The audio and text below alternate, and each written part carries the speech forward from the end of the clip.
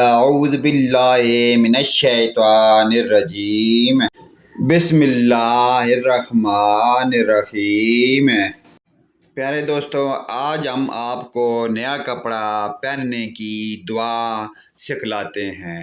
حضرت عمر رضی اللہ عنہ سے روایت ہے کہ رسول اللہ صلی اللہ علیہ وآلہ وسلم نے فرمایا کہ جو شخص نیا کپڑا پہنے اور یہ کلمات پڑھے، اللہ جل شانہ ان کلمات کی برکت سے اس کی حفاظت فرمائے گا۔ الحمدللہ الذی کسانی ما واری بہی اورادی وتجمل بہی آیاتی۔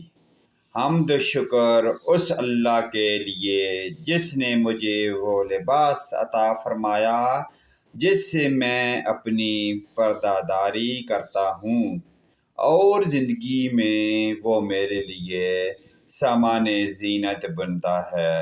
پیارے دوستو، اس پیاری دعا کو دوستوں، بھائیوں، رشتہ داروں اور اپنے والدین کے ساتھ شیئر کریں۔